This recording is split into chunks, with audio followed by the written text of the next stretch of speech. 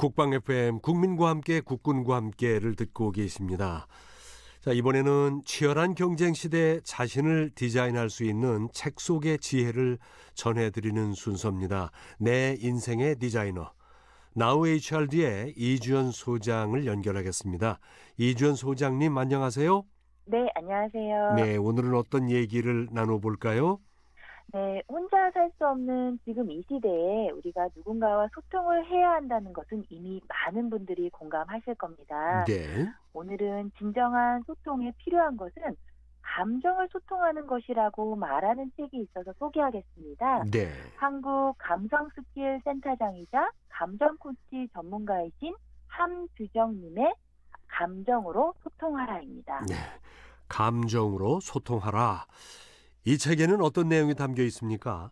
네, 저자에 의하면 인간의 감정은 몇 가지 고유한 특징을 가지고 있다고 합니다. 네. 그 첫 번째는요, 누군가를 만나거나 특정한 상황에 놓이면 그에 걸맞는 특별한 감정이 생긴다고 합니다.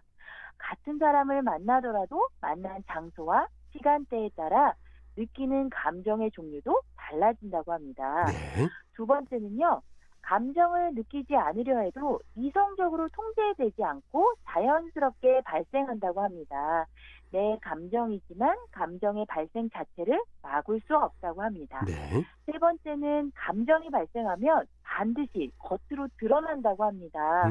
나도 모르는 사이에 나의 눈빛, 입 모양, 태도 등을 통해서요, 감정이 겉으로 표현된다고 합니다. 네. 그런데 이러한 감정의 특징에도 불구하고요, 우리는 시시각각 느끼는 자신의 감정에 대해 오해하고 착각하며 살아갑니다. 저자에 의하면 가장 큰 착각은 감정을 얼마든지 숨길 수 있다고 믿는 것이라는 겁니다. 네.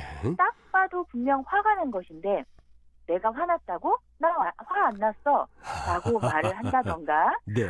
누가 봐도 우울해 보이는데 괜찮냐고 물어보면 난 아무렇지 않아, 잘 살고 있어 하며 허세를 부리기도 합니다. 네. 어떤 경우는 누가 봐도 좋아하는 티가 나는데 나 너한테 관심 없거든 이라며 돌아서기도 합니다. 어허. 그런데 여기서 재미있는 사실은요, 마음속에 감정이 생겨나면 나도 모르는 사이에 감정이 생겼다는 사실이 다른 사람에게 알려진다는 겁니다. 아무리 통제하고 억제하려고 해도요, 뜻대로 되지 않습니다.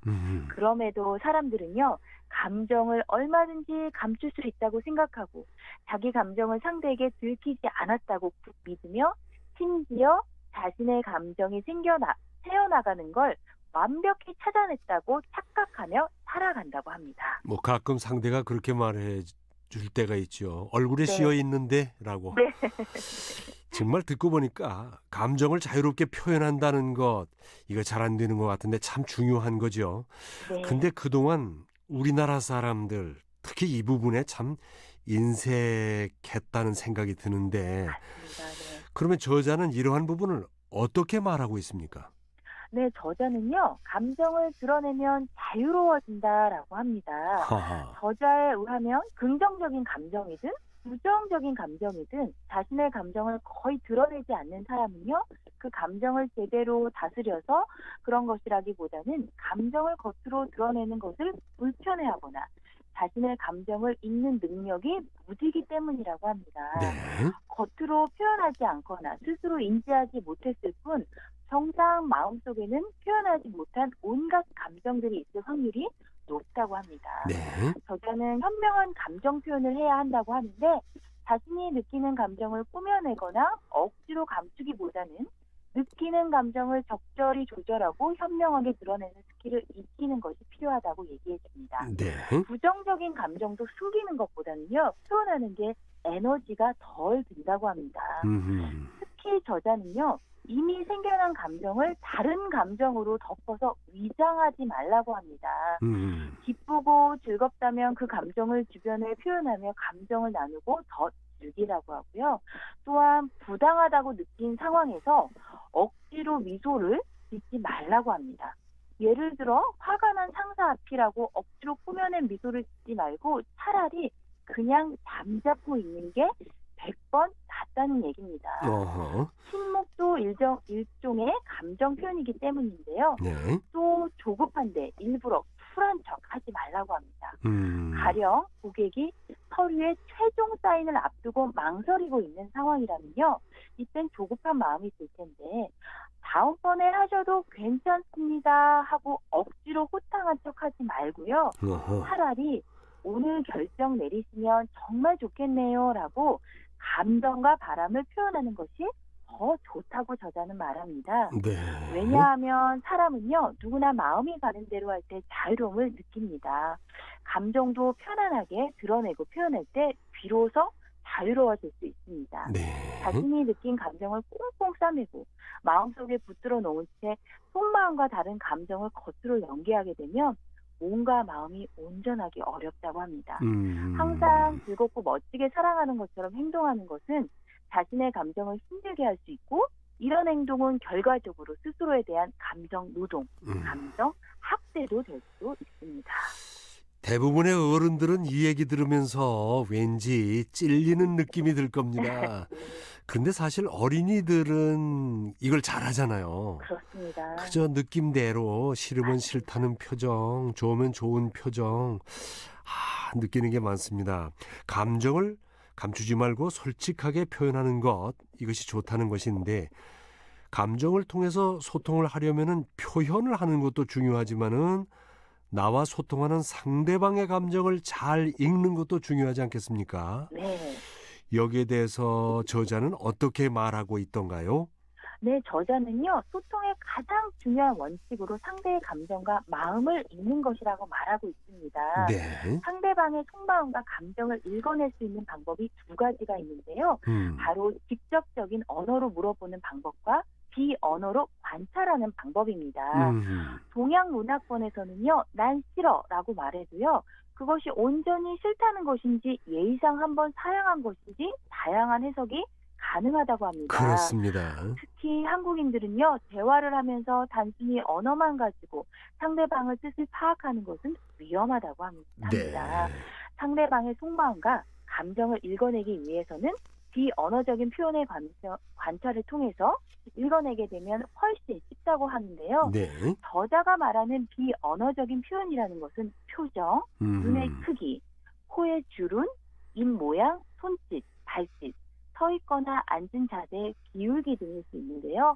이러한 모습 등을 통해서 상대의 감정을 알아낼 수 있습니다. 네. 사실 입으로 나온 말보다 말이 하는 비언어적 요소들이 사실은 그렇죠. 메시지가 더 강하다는 거죠. 네, 그렇습니다. 저자가 정리를 해놓은 걸 들으니까 더 구구절절 공감이 가는데 좀 더 구체적인 방법에는 어떤 것들이 있다는 겁니까? 예, 오늘은 화, 불안, 우월감을 표현하는 상대방의 감정 신호에 대해서 얘기를 해드리겠는데요. 네. 혹시 내가 상대방 앞에서 무언가 중요한 발표를 하는 순간 상대방의 입과 턱에 힘이 들어가 있고 눈썹을 찌푸리고 갑자기 팔짱을 끼며 의자에 등을 대고 뒤로 기대어 앉았다라고 한다면 이것은 상대방이 내 얘기가 못마땅하거나 화가 났다는 신호라고 합니다. 네. 물론 평소에 팔짱을 끼는 습관을 가진 사람들도 있을 수 있습니다. 하지만 평소 자주 보이는 버릇이 아닌데 갑자기 그 자세나 행동을 취하는 것은 감정의 변화로 나타난 신호일 확률이 높다고 합니다. 네. 또 불안할 때도 표정과 몸에 단서들이 나타난다고 하는데요. 네. 가장 먼저 시선입니다.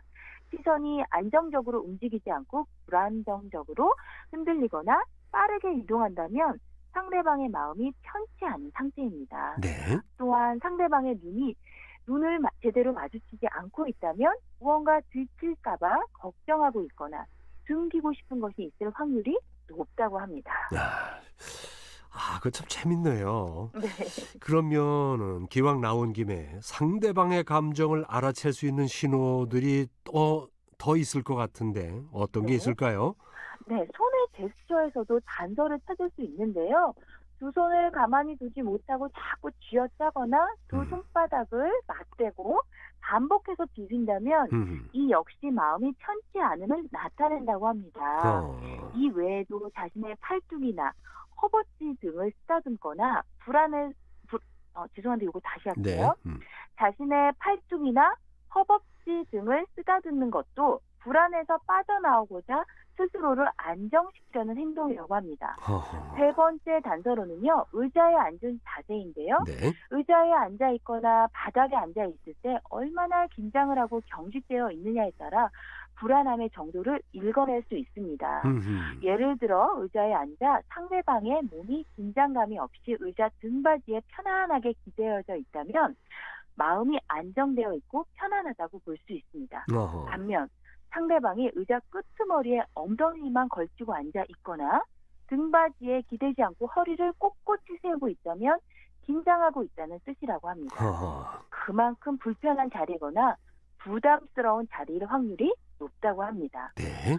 우월감을 표현하는 감정 신호도 알아차릴 수 있는 자세가 있는데요. 사람들은 우월감을 느낄 때 자기도 모르게 턱을 든다고 합니다. 자신감이 없고 열등감이 많은 사람은요, 턱을 드는 경우가 별로 없다고 하는데요. 턱을 드는 이유는 한 가지라고 합니다. 난 당신보다 더 나은 사람이야. 우리 조직에서 그 누구보다 탁월해. 라고 생각할 때라고 합니다. 네. 이 외에도 팔짱을 끼고 뒤로 기대거나 두 손으로 깍지를 끼고 뒤통수를 받치는 자세 역시 우월감을 느낄 때 전형적으로 나타나는 몸의 표현들이라고 합니다. 이 감정으로 소통하라는 책의 저자인 함규정 선생은 참 관찰력이 뛰어난 분이시네요. 네. 지금 우리들이 평소 느끼면서 그게 뭔가 몰랐는데 그렇죠. 네. 이게 그런 의미가 있다는 것을 설명을 들으니까 뭐 모두 다 공감하는 얘기들을 네. 아주 잘 쓰신 것 같습니다. 맞습니다. 자, 오늘 감정으로 소통하기 위해서 좋은 방법들 여러 가지로 실예를 들어서 설명을 해주셨는데 잘 들었습니다. 오늘 내용을 좀 정리해 주신다면요. 네, 어떤 사람은 대화를 하는 내내 소통이 되지 않아서 답답함을 주는 사람이 있는가 하면요. 네. 어떤 사람과는 말하지 않았는데도 내 마음을 정확하게 읽어내는 사람이 있습니다. 네. 상대방의 진심을 알고 싶다면 그 사람이 보여주는 표정과 몸짓 언어를 읽어낼 수 있는 훈련은요, 이 책을 통해서 한번 시도해 보셨으면 좋겠습니다. 네. 말하지도 않았는데도 내 마음을 정확하게 읽어내는 사람, 엄마. 네. 그렇죠. 네. 말씀 잘 들었습니다. 고맙습니다. 네, 고맙습니다. 내 인생의 디자이너 나우 HRD의 이주연 소장님과 함께했습니다.